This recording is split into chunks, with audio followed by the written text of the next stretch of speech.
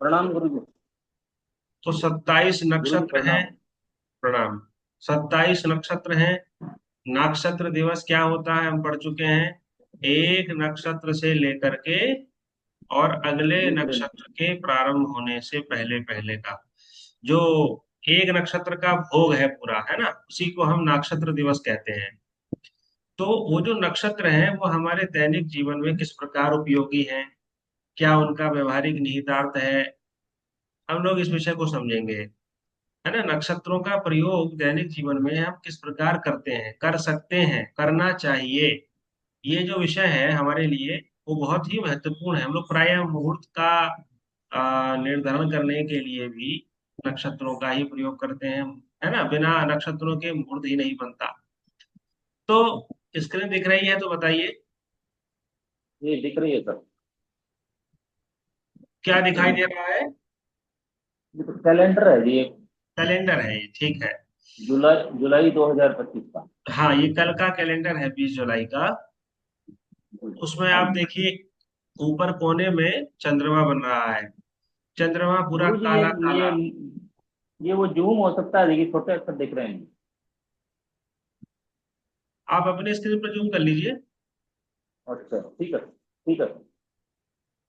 ये चंद्रमा आपको दिख रहा होगा, है ना, पूरा पूरा जी काला है, बिल्कुल थोड़ा सा ही सफेदी बची हुई है। तो जी इसका मतलब क्या दिख रहा है।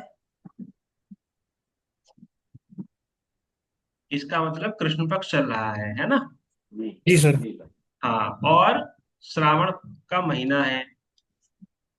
10 का मतलब दसवीं तिथि है। जी। 20 तारीख को आप इसको क्लिक करेंगे जहां पर 20 तारीख लिखा है। तो हम्म। इसको क्लिक करते ही आपके सामने कुछ इस तरीके का पेज खुल जाता है, ये वाला।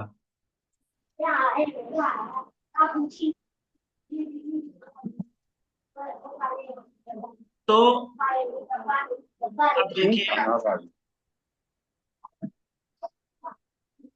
अब देखिए तिथि के आगे ऊपर देखेंगे तो सूर्योदय लिखा है। ये मुरादाबाद का समय है। 5:29 पर सुबह को सूर्योदय हुआ था कल। सूर्यास्त जो हुआ था वो आगे लिखा है 19:13 पर, है ना। तो यहाँ से आप क्या चीज निकाल सकते हैं, दिनमान निकाल सकते हैं।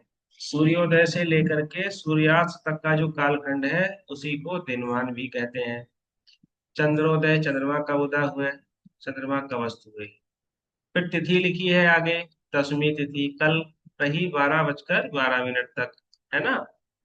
उसके बाद एकादशी लग गई है, आगे एकादशी लिखा हुआ है। कोई पूछे कि भाई एकादशी का व्रत कब करें, तो आप बता दीजिए, क्योंकि कल 20 तारीख को दसवीं 12 बजे तक थी, उसके बाद एकादशी लगी है। तो व्रत करने की जो तिथि होती है वो उदय काल के अनुसार होती है। सूर्योदय के समय जो तिथि रहती है उसी के अनुसार व्रत किया जाता है। तो यानी कि आज एकादशी रही दोपहर तक, तो आज व्रत की तिथि रही। नक्षत्र देखेंगे आगे तो लिखा है कृत्तिका, है ना। कब तक है ये, 22:53 तक, यानी कि कल रात के 10:53 तक कृत्तिका नक्षत्र रहा। कृत्तिका नक्षत्र रहा इसका मतलब क्या है कि चंद्रमा कृत्तिका नक्षत्र में गोचर कर रहे थे कल। योग के आगे लिखा है गंड योग, 21:48 तक रहा। उसके बाद वृद्धि योग शुरू हो गया। करण, तिथि का आधा भाग करण होता है। वृश्चिकरण रहा 12:12 तक। दसवीं के साथ ही वृश्चिकरण भी समाप्त हो गया। और एकादशी लगते ही भवकरण शुरू हो जाता है, हमेशा याद रखिए आप। और वार ध्वजा कल वो रविवार था। अब नीचे आइए, चांद्रमाह लिखा हुआ है जहां पर। चांद्रमाह के आगे क्या लिखा है, आषाढ़। आषाढ़ के आगे लिखा है अमांत, माने जहां पर अमांताद अमांतम, अमावस्या से अमावस्या तक चंद्रमाह की व्यवस्था प्रचलित है दक्षिण भारत में। वहां पर आषाढ़ माह चल रहा है। आषाढ़ माह का कृष्ण पक्ष चल रहा है ना। आषाढ़ माह चल रहा है। और जहां पर पूर्णिमांत, पूर्णिमा से पूर्णिमा तक महीना देख, हमारे यहाँ उत्तर भारत में पूर्णिमा से पूर्णिमा तक महीना होता है। इसलिए हमारे यहाँ सावन चल रहा है, श्रावण चल रहा है। श्रावण का ही अपभ्रंश जो है वो सावन है। तो इस प्रकार से आप अपने दृक पंचांग की सहायता से, जो आपके मोबाइल में भी होगा, उसमें आप पंचांग को देख सकते हैं। अब आते हैं नक्षत्र के ऊपर। ठीक है, तो उसमें लिखा उत्तरात्रये रोहिण्यो भास्करश्च ध्रुवं स्थिरम् तत्र स्थिरं बीज गेहे शांत्यारामादि सिद्धये। इसका क्या मतलब है? इसका मतलब है कि उत्तरात्रये, जो तीन प्रकार के उत्तरा हैं, एक उत्तरा फाल्गुनी है, एक उत्तरा आषाढ़ा है, और एक उत्तरा भाद्रपद है। तीन नक्षत्र है ना उत्तरा वाले, इसलिए इन तीनों नक्षत्रों में, हाँ कुछ कहना चाह रहे हैं मिश्रा जी, बोलिए।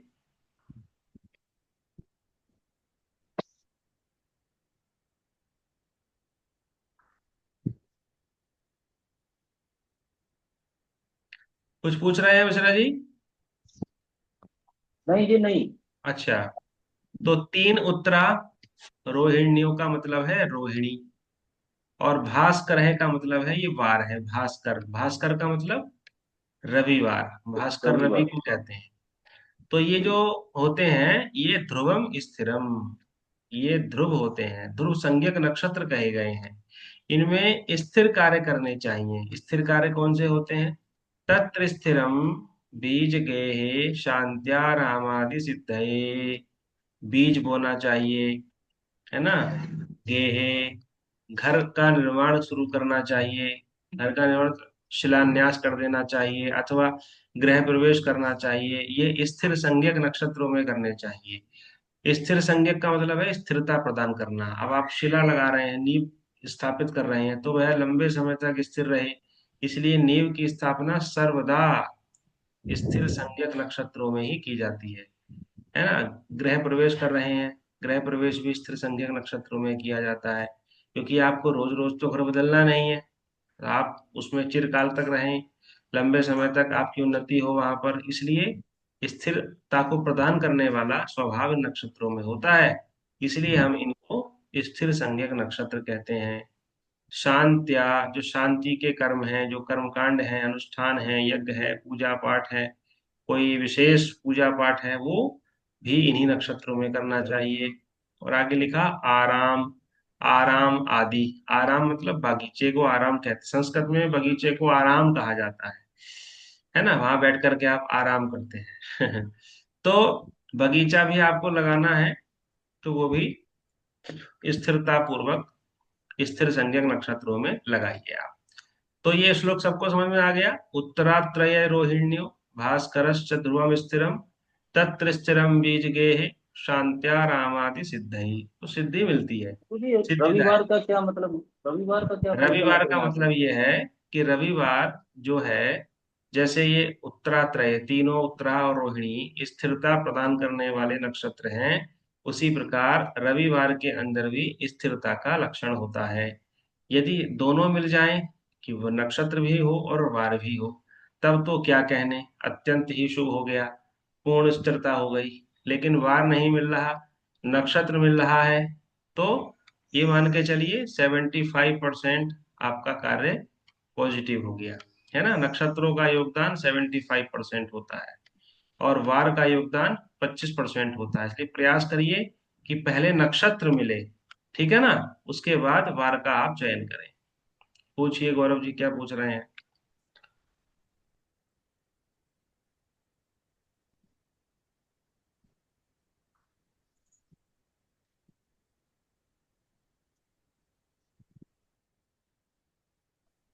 सर मैं ये पूछ रहा था, म्यूट था सॉरी।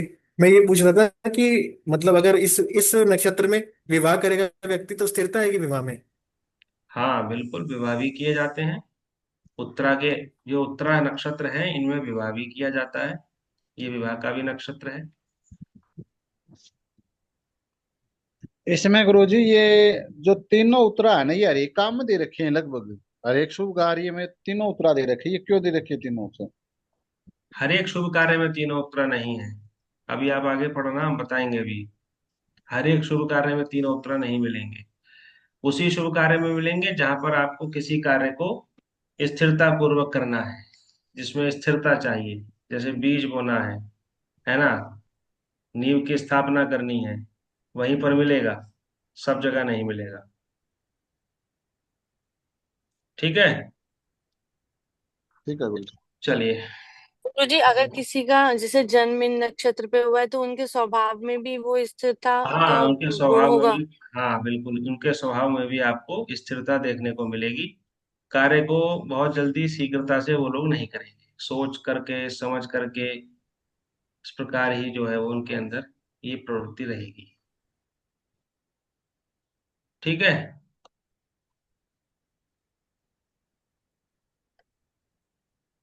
स्पष्ट हो गया। जी। जी गुरु जी। चलिए,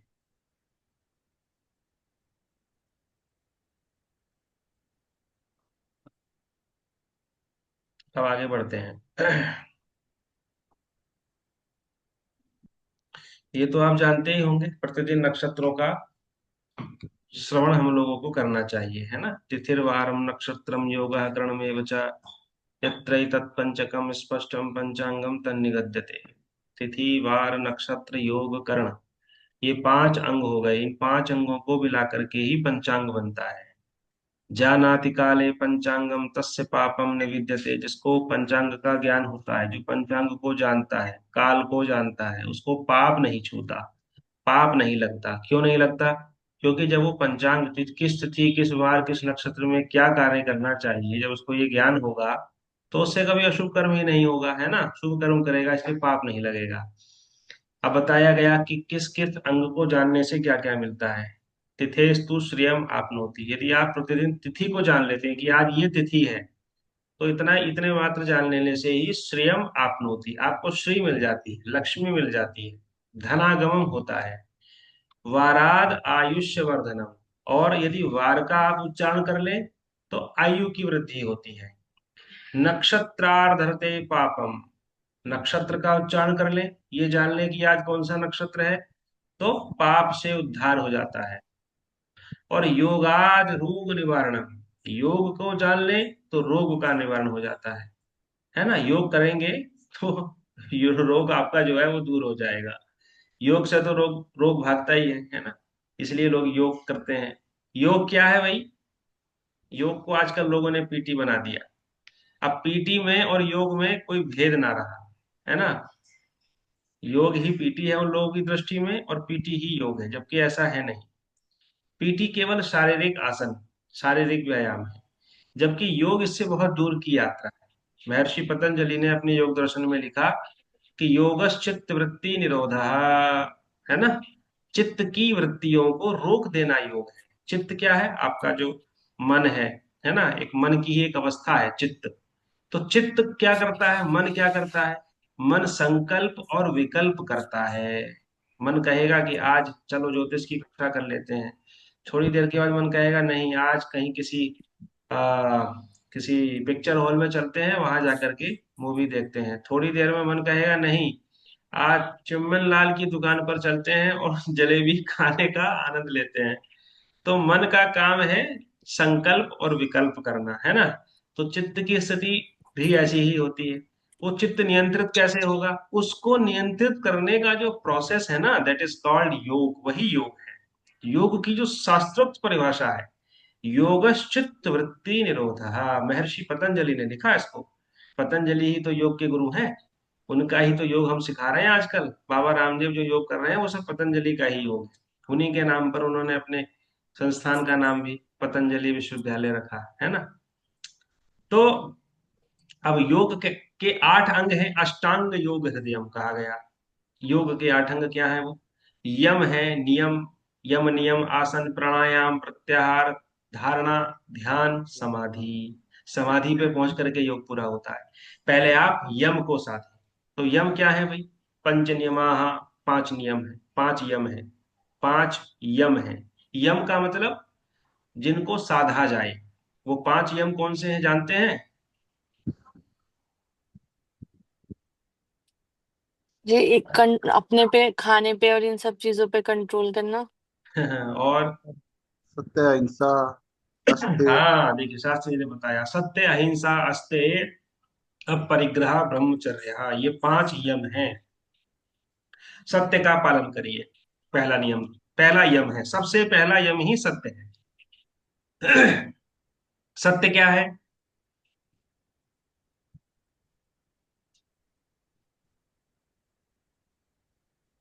क्या मोन कैसे हो गया? सत्य का ही सत्य पालन। झूठ नहीं बोलना।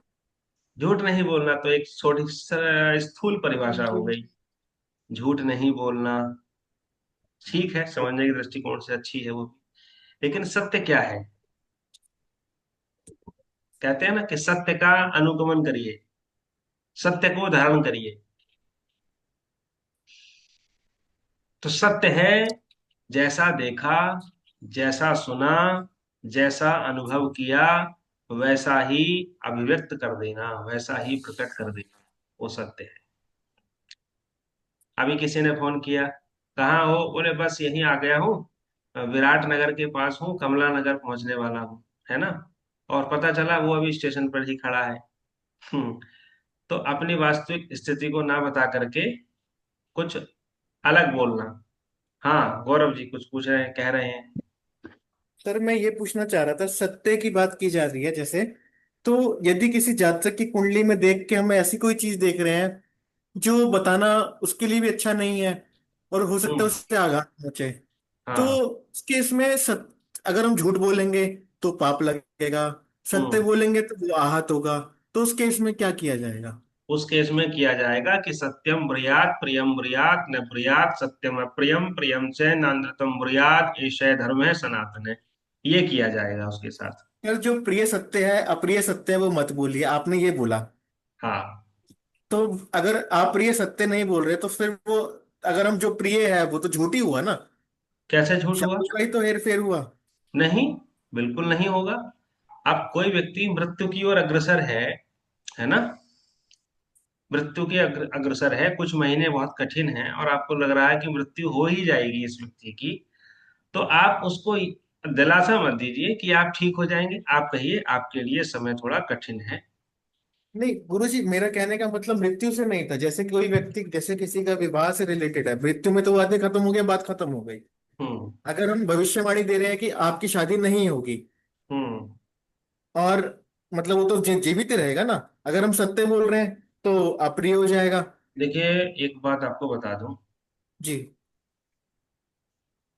तो अब आगे बढ़ते हैं। कहाँ से बात चली थी? योगाद रोग निवारणम। योग से रोग का निवारण होता है।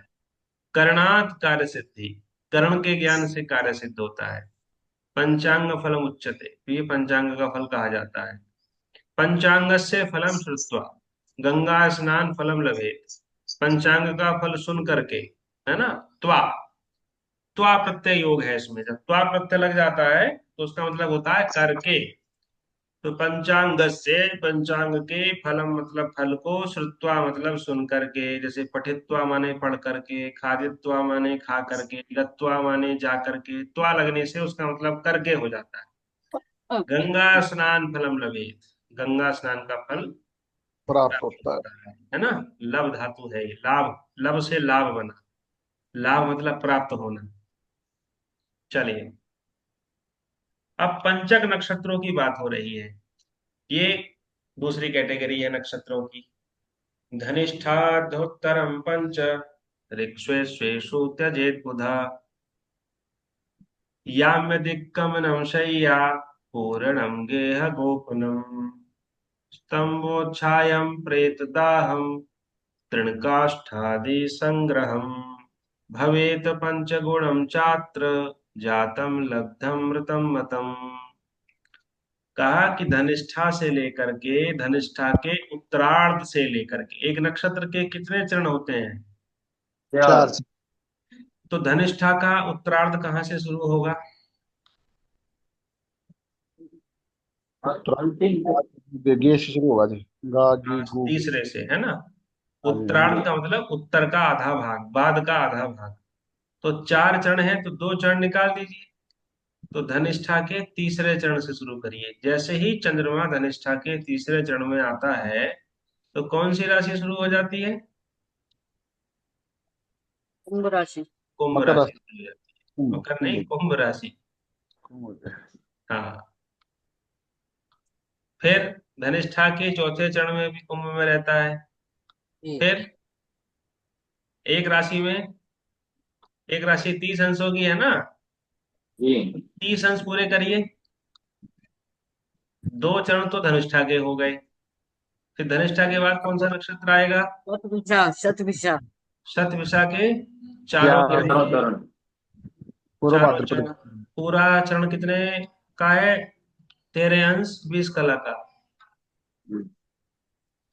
तो 13 अंश 20 कला तो ये हुए, और 6 अंश 40 45। कला वो हो गए पूर्व भाद्रपद धनिष्ठा। हो गया धनिष्ठा जी। के 20 हो गए। 13 6 19 और 1 20 हो गए। अभी 10 अंश और बचे, मतलब 3 चरण और आएंगे अभी। किसके? धनिष्ठा के 2 आ गए, शतभिषा के 4 आ गए, पूर्व भाद्रपद। पूर्वाद्रपद। और 3 आएंगे पूर्वा भाद्रपद के। तो ये बन गई कुंभ राशि हमारी, है ना। जी और फिर कुंभ पूर्वा भाद्रपद का चौथा चरण, उसके बाद उत्तरा भाद्रपद के चारों, और उसके बाद रेवती के चारों। तो 9 चरण ये हो गए। 9 चरणों से तो एक राशि बनती है। जी जी इसलिए कुंभ और मीन में जब चंद्रमा रहते हैं, यानी धनिष्ठा से लेकर के रेवती तक कुल कितने नक्षत्र हुए? गिनिए आप। धनिष्ठा, शतभिषा, पूर्वा भाद्रपद, उत्तरा भाद्रपद, पांच। रेवती, 5 हो 5 गए हो जी। गए। पांच। 5 नक्षत्रों को ही हम पंचक कहते हैं। जब कोई मर जाता है तो लोग पूछते हैं, अरे भाई पंचक तो नहीं चल रही, सुना होगा आप लोगों ने व्यवहार में, है ना। जी जी तो पंचक कहते हैं। 5 दिन रहते हैं, 4.5 दिन होता है समय हालांकि। तो 5 दिन मानते हैं इसको हम। ऋक्ष्वेश्वेषु त्यजेत बुधा। बुद्धिमान लोग जो हैं, इन 5 नक्षत्रों को, ऋक्ष माने नक्षत्रों को, त्यजेत त्याग देते हैं। कहाँ त्याग देते हैं? वो कुछ क्षेत्र हैं, कुछ कार्य हैं जिनमें त्याग देते हैं, सब में नहीं, कुछ ही कार्य। यम अधिगम। क्योंकि अभी आपने पढ़ा, ध्रुव संज्ञक नक्षत्र स्थिरता प्रदान करने वाले कार्य करते हैं, उसमें उत्तरा भाद्रपद आता है नहीं? जी। आता है जी। आता है ना। आता इसका है मतलब क्या है कि उत्तरा भाद्रपद में तो शुभ कार्य कर लेने चाहिए, जैसे गृह प्रवेश है, शिलान्यास है। अब ये पंचक भी है, तो वो तो कार्य कर लेने चाहिए, लेकिन ये कार्य नहीं करने चाहिए। क्या? याम दिग्गमनम। याम कहते हैं दक्षिण दिशा को, की दिशा की ओर, दिग दक्षिण माने दिशा। दिशा, गमन करना, यात्रा करना। आपको कहीं किसी दक्षिण दिशा की ओर जाना है, लंबी यात्रा पर, दैनिक यात्रा का विचार नहीं होता इसमें। दैनिक जो लोग अपने ऑफिस जाते हैं, स्कूल कॉलेज जाते हैं, उसका विचार नहीं करना है आप। जिसमें लंबी यात्रा पर जाना है और लौट के नहीं आना उस दिन, 2 3 दिन के बाद आएंगे आप, और दक्षिण की ओर है वो यात्रा, तो आप मत करिए। शैया, चारपाई मत बनवाइए। पहले लोग बनवाते थे चारपाई पान वगैरह की, है ना। अब तो आजकल बने बनाए फोल्डिंग मिलते हैं, बेड मिलता है। तो ये कार्य मत करवाइए शैया का। क्यों नहीं करवाइए? क्योंकि कहते हैं भैया अगर ये काम कराओगे तो दक्षिण में चले जाओगे, चले जाओगे तो फिर आपका 10वां होगा, 10वें में फिर आपको सैया सैया दी जाएगी, और पता नहीं फिर किसको सैया दी जाएगी। तो इन 5 नक्षत्रों में लिखा है, सबसे अंतिम पंक्ति देखिए, भवेत पंच गुणम चात्र। 5 गुना करने की प्रवृत्ति होती है। एक ही घटना को 5 बार करने की सामर्थ्य रखते हैं ये नक्षत्र। तो इसलिए यदि दक्षिण दिशा की ओर गए तो कोई, फिर कोई दूसरा जाएगा दक्षिण की ओर, है ना। फिर कोई तीसरा गुरुजी जाएगा जैसे दक्षिण इसका की। फूल विसर्जन वगैरह करके आते हैं, वही नक्षत्रों में नहीं करना चाहिए फिर तो। हैं? फूल वगैरह विसर्जन करके आते हैं जो। हाँ हाँ, आएगा अभी, वो भी आएगा। शय्या पूर्णम, शैया मत बनवाइए। गेहे गोपनम, घर पर गोपन मत करिए। छत मत डलवाइए, घर को ढकिए मत। इसको आज की भाषा में कहते हैं लेंटर डलवाना, है ना। लेंटर। जी ये मत डलवाइए, नहीं तो 5 डलवाने पड़ेंगे, माने एक गिर जाएगा, फिर दूसरा डलवाओगे वो भी गिर सकता है, कमजोर रह सकता है। फिर लिखा स्तंभोच्छायम, स्तंभ मत गड़वाइए, पिलर भी मत गड़वाइए, ठीक है। प्रेत दाहम, दाह संस्कार मत करिए, जो प्रेत बन गया है मृत्यु के बाद उसके शरीर का दाह मत करिए। दाह करने से पहले हम लोग क्या करते हैं, पुत्तल संस्कार करते हैं, 5 पुतले बनवाते हैं, 4 पुतले। एक तो वो शव है जो पंचक में जिसका दाह हो रहा है, और 4 पुतले यानी 4 शव और बनवा लेते हैं। आया समझ में आपको? तृण काष्ठादिक संग्रहम, और तिनके का, लकड़ियों का, काष्ठ कहते हैं लकड़ी का, संग्रह मत करिए।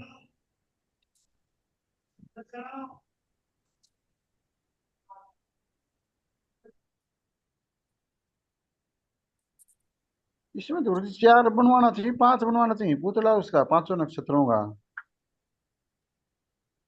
5 नक्षत्रों का नहीं, 5 शव बनवाए जाते हैं। अच्छा, जो मान ले 3 नक्षत्र बीत गया और 2 नक्षत्र रह गया, तो भी इसमें वही प्रक्रिया होगी। तो भी बनवाने पड़ेंगे पंचकों में 5 पुतले, कि 5 और ना मर जाएं। कि ये, एक तो खुद हो गया और 4 और एक्स्ट्रा। हाँ, 4 पुतले बनवा करके फिर जैसा दाह संस्कार उस शव का किया जा रहा है, ऐसा ही उन पुतलों का भी किया जाता है। उनके लिए भी अर्थी लगाई जाती है, उसी के साथ ही कर देते हैं वैसे तो व्यवहार में। तो ये कार्य आपको पंचक वो नक्षत्रों में नहीं करने चाहिए। वो रखते हैं जी, उसको पैरा पर रख दिया, सर पर रख दिया, पेट पर रख दिया, पुतला बना हाँ, करके ना। बिल्कुल बिल्कुल बिल्कुल, वही है। ठीक है, और कुछ पूछना है इसमें? अब दूसरी कैटेगरी है चर संज्ञक नक्षत्र। चर संज्ञक नक्षत्र का मतलब क्या हुआ? चलायमान। चलायमान, जिसमें चंचलता हो, ऐसे नक्षत्र मूवेबिलिटी, हाँ। हैं। मूवेबिलिटी इंग्लिश में बोल देते हैं मूवेबिलिटी इसका। होती है नक्षत्रों में, ठीक है। तो देखिए, स्वात्यादित्य,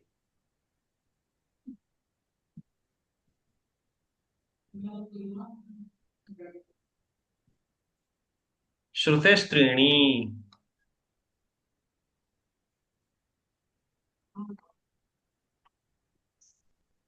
श्रुतेस्त्रीणी,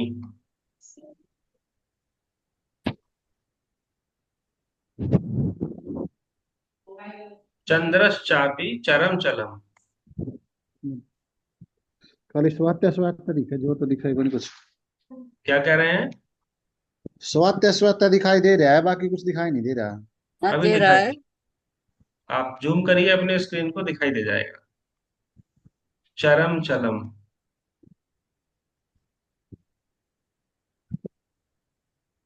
तस्मिन गजाधिकारोह वाटिका गमनाधिकम।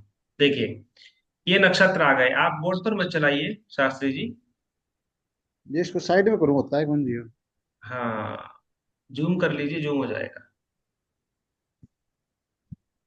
देखिए, स्वात्यादित्य, श्रुतस्त्रीणी, चंद्रश्चापि चरम चलम, ये नक्षत्र हैं जिसमें चर संज्ञक गुण होता है। बता सकते हैं कौन कौन से हैं? स्वाति। स्वाति नक्षत्र है, ठीक। स्वात्या से स्वाति हो गया। आदित्य मतलब कृतिका। जी, आदित्य का मतलब कृतिका। नहीं, आदित्य का मतलब आदित्य नहीं है, ये है अदिति है जिसके स्वामी। अदिति, देवता पढ़े थे ना नक्षत्रों के अधिपति देव। जी जी। तो बताइए देवता, अदिति देवता किसके स्वामी है? याद नहीं देख याद तो नहीं याद है, नहीं। पुनर्वसु के हैं। है। ये थोड़ा और उधर बताइए, साइड, उधर साइड में देखो ये थोड़ा। अगला नक्षत्र बताइए क्या है? दूसरे। स्वाति।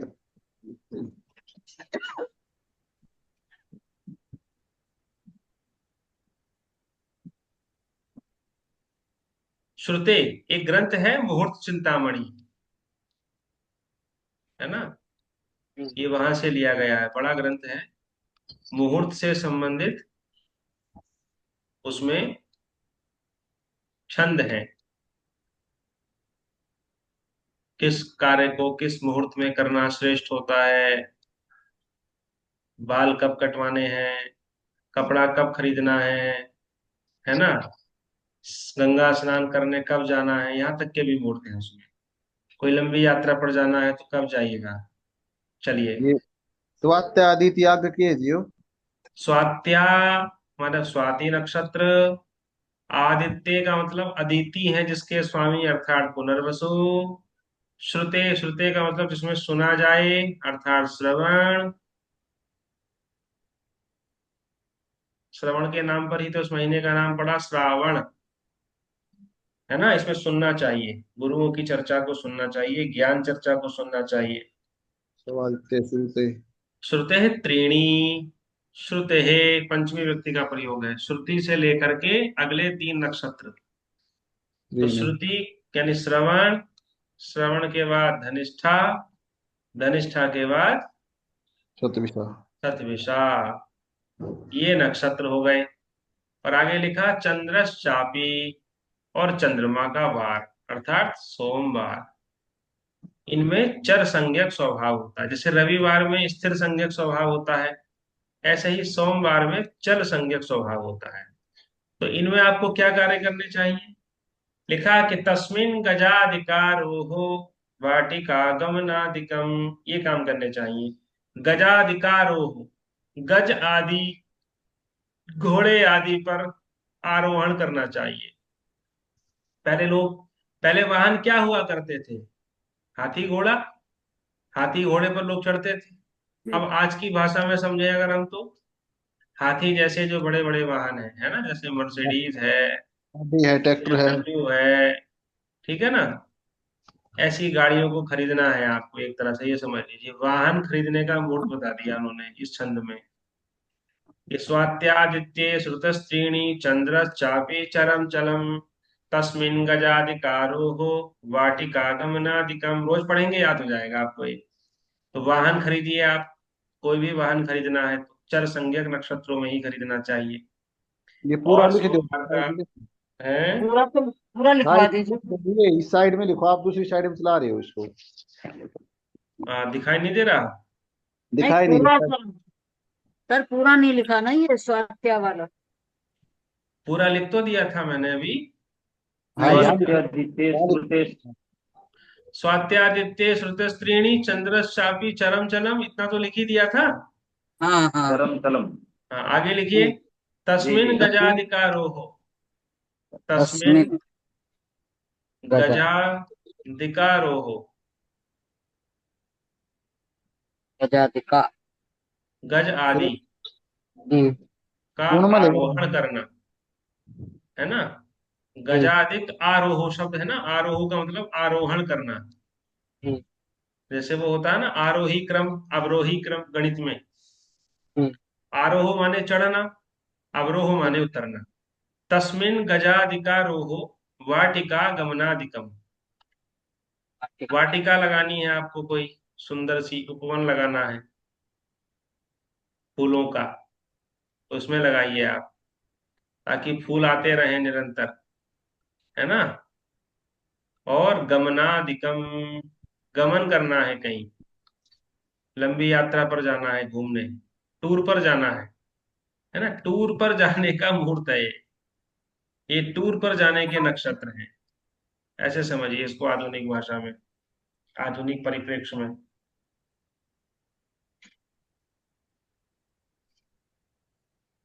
हम्म,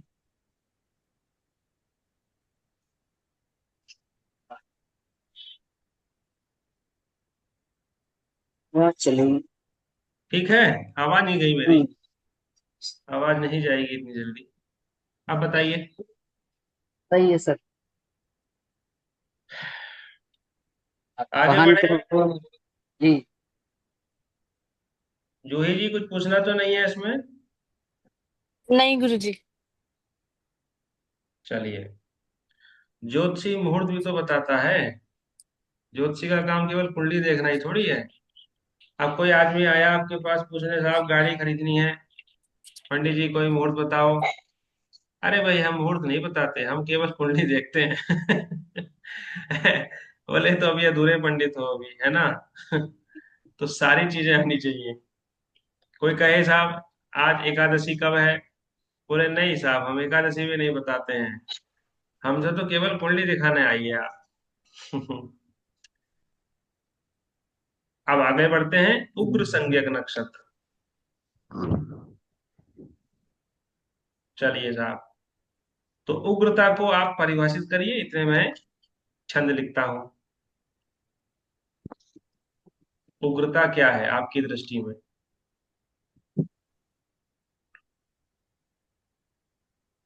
जी सुमित्रा जी आप ही शुरू करें। क्रोध करना। जी क्रोध। क्या करना? क्रोध, गुस्सा। अच्छा, तो अगर वो नक्षत्र नहीं क्रोध, आया तो तब तक गुस्से को रोके रहोगे? जोर से बोलना। कि आज आज मुझे गुस्सा मत दिलाइए, आज नक्षत्र नहीं है। नहीं, बोले आपने परसों, उग्र बोले परसों को दिला के देख तब बताता हूँ। ये भी सही है। और आपने उग्र पूछा ना, वो बताया मैंने। हाँ, तो कोई कह रहा है कि हमको उग्र कार्य उग्र नक्षत्रों में करने चाहिए, तो वो उग्र कार्य क्या क्या हो सकते हैं?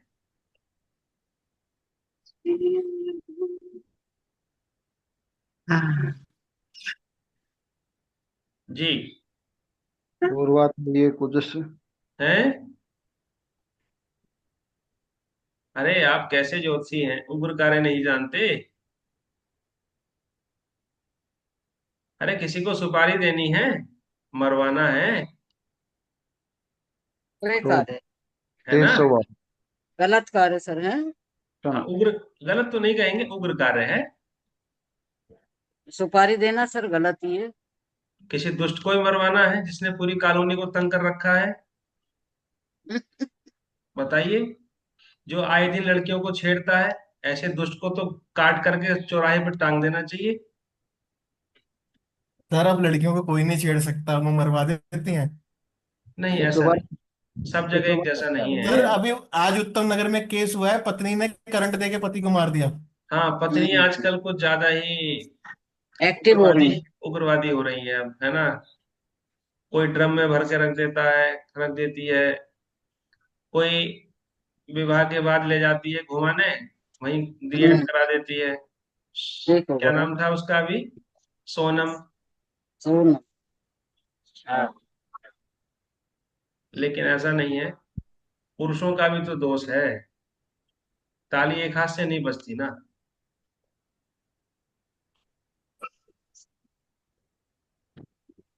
देखिए साहब, कहा कि पूर्वात्रयं याम्यं मघे उग्रं क्रूरं कुजस्तथा तस्मिन् घाताग्निशाठ्यानि विषशस्त्रादि सिद्ध्यति। पूर्वात्रयम, इस शब्द का अर्थ बताइए। पहले तीन। बताइए पहले पूर्वा तीन। कौन से हैं पता नहीं।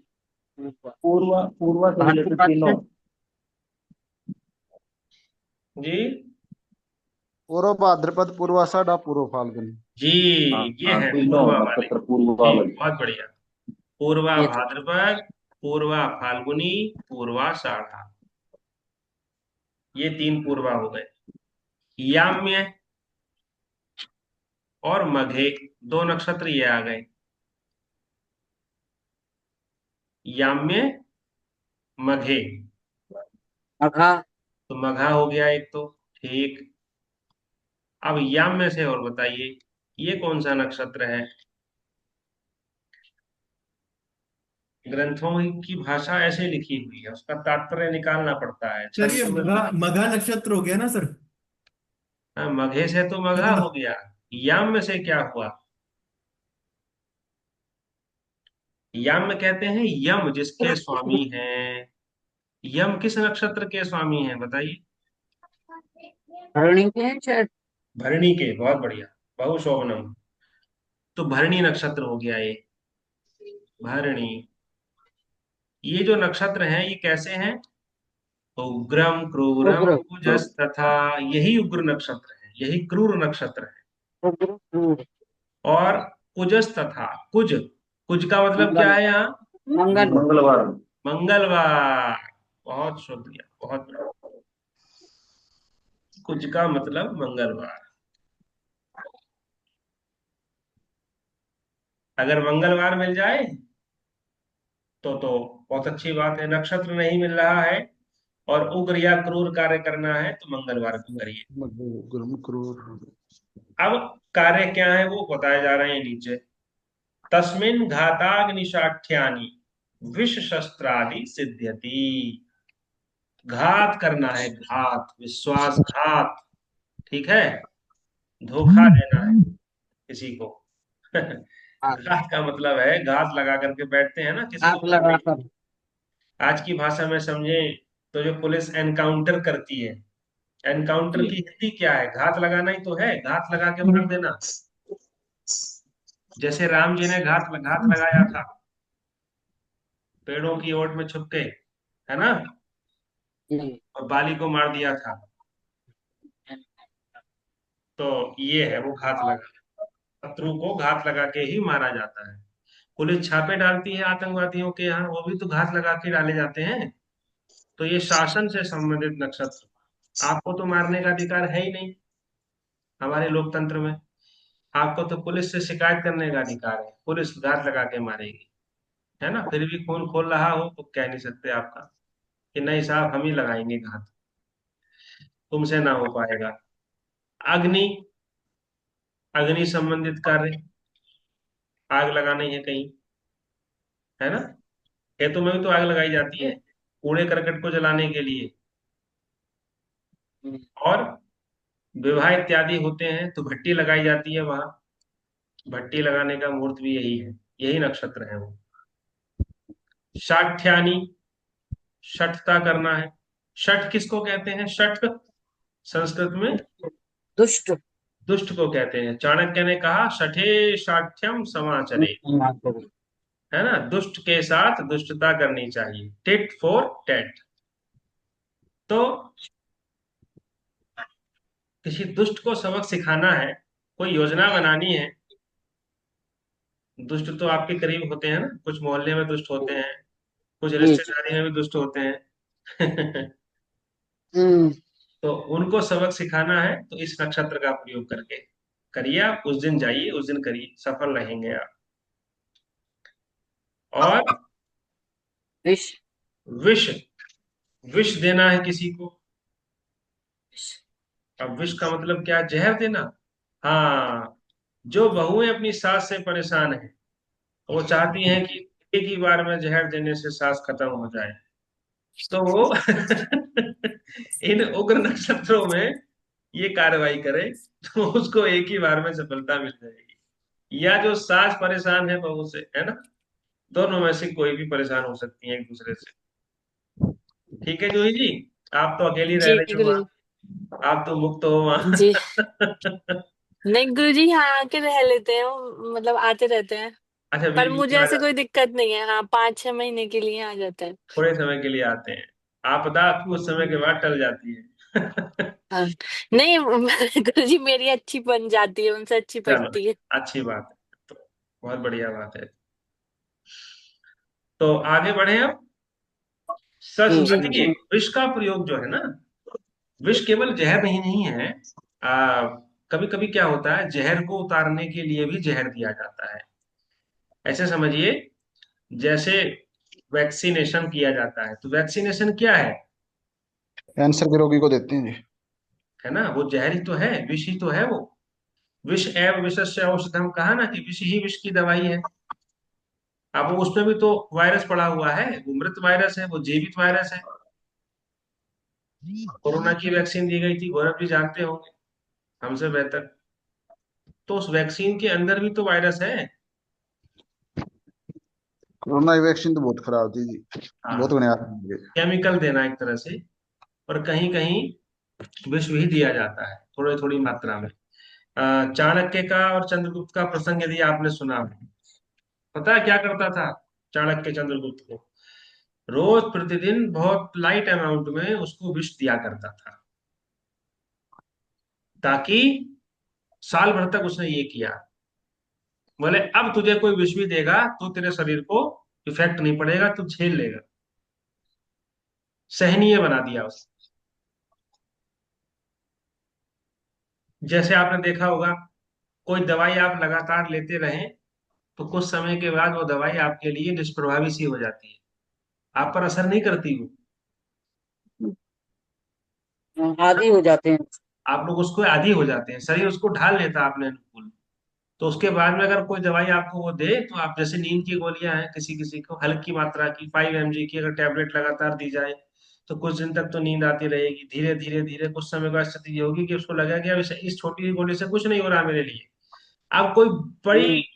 बड़ा अमाउंट दिया जाए, भाई 10 mg या 20 mg दी जाए, है ना, तो ये है विष का प्रयोग। तो ये सब कार्य आपको इन नक्षत्रों में करने चाहिए। और अंत में लिखा शस्त्र आदि सिद्धयति, शस्त्र कर्म करना है आपको। शस्त्र कर्म क्या है भाई? हथियार से मारना है किसी को,